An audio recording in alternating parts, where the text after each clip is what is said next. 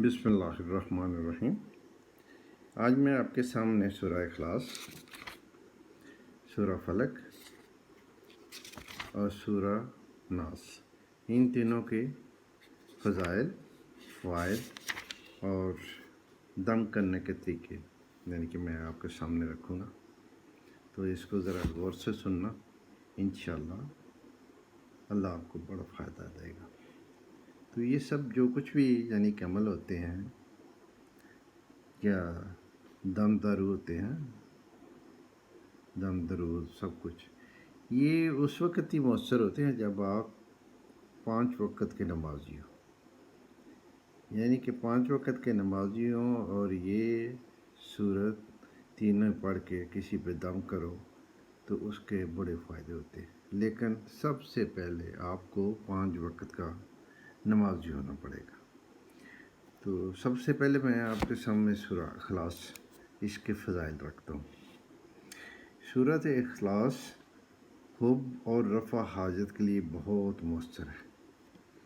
جو شخص اس سورت کو 1000 مرتبہ روزانہ بعد نماز عشاء 125 دن تک پڑھے تو اس کی ہر جائز حاجت پوری ہوگی، اور جو شخص اس سے روزانہ 111 مرتبہ پڑھنے کا معمول بنا لے انشاءاللہ اللہ کا محبوب ہو جائے گا۔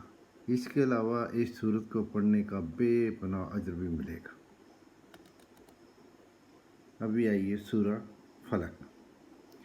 یہ سورت آصف، سایہ، جنات کو دور کرنے کے لیے بہت ہی یکسیر ہے۔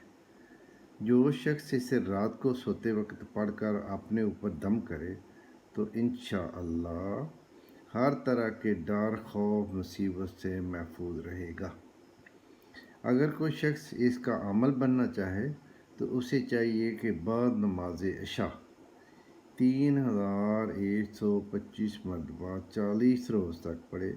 اس کے بعد جس بچے یا بچی کو رات کو ڈر لگتا ہو پانی دم کر دے، انشاءاللہ باہر کی چیزوں کا اثر ختم ہو جائے گا۔ حضور اکرم صلی اللہ علیہ وآلہ وسلم کا ارشاد ہے کہ سورہ فلق سے بہتر کوئی دعا پناہ کے متعلق نہیں ہے۔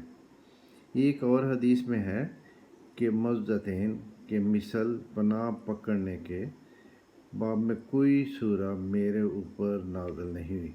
لوگوں اس حفاظت کے گلے کی نگرانی کرو اور اس کی پناہ میں رہو۔ آئیے ابھی سورہ ناس۔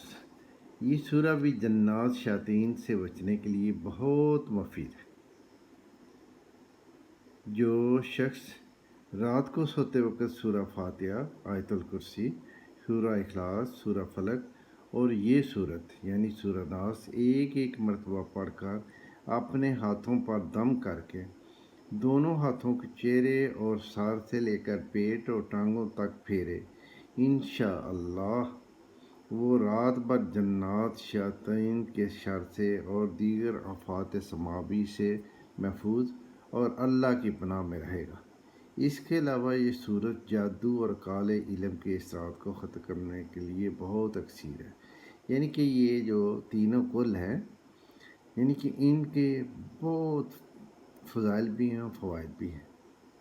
یعنی کہ یہ خاص کر یہ باہر کی چیزیں جو بچوں کو تنگ کرتی ہیں، رات کو ڈراتی ہیں، بڑوں کو ڈراتی ہیں، یہ تینوں صورت جو ہیں ان کو یعنی کہ رات کو سوتے وقت پڑھ کے اپنے اوپر دم۔ اللہ کے نبی صلی اللہ علیہ وسلم ان کا یہ معمول تھا کہ وہ رات کو سوتے ہوئے یہ سورہ تینوں ہی صورت، سورہ اخلاص، سورہ فلق اور سورہ ناس، ان تینوں کو آپ پڑھ کے اپنے دونوں ہاتھوں پہ پھونک مارتے تھے، پھر اپنے پورے جسم پہ پھیرتے تھے۔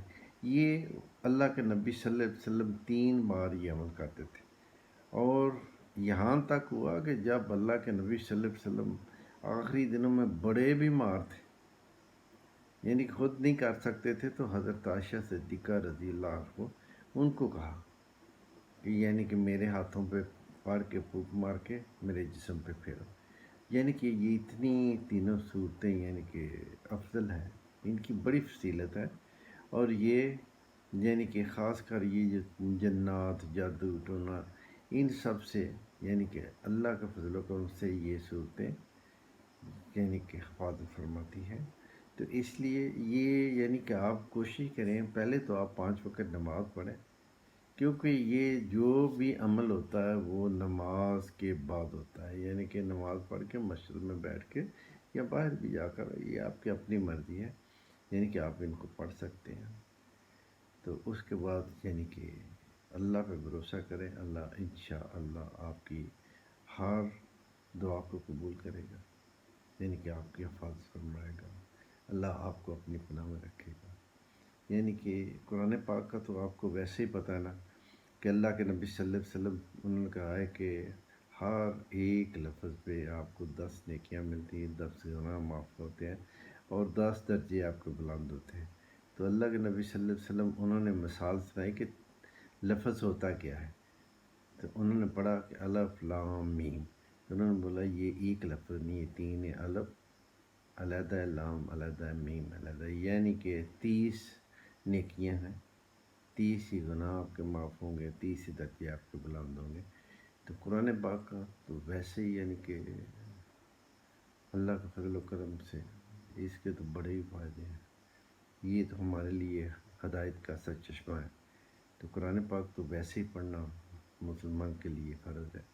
تو نماز پڑھیں، قرآن پاک پڑھیں، اور ان یعنی کہ صورتوں کو پڑھ کے اپنے اوپر بھی دم کریں، گھر والوں پہ بھی دم کریں، اگر باہر سے کوئی بیمار آ جاتا ہے تو اس کو بھی دم کریں۔ یعنی کہ یہ دم کے لیے 3 صورتیں جو ہے نا یہ بڑی کارآمد ہے۔ تو اللہ تعالیٰ آپ کو ہر بلا سے محفوظ فرمائے، آپ کی مدد فرمائے، آمین ثم آمین۔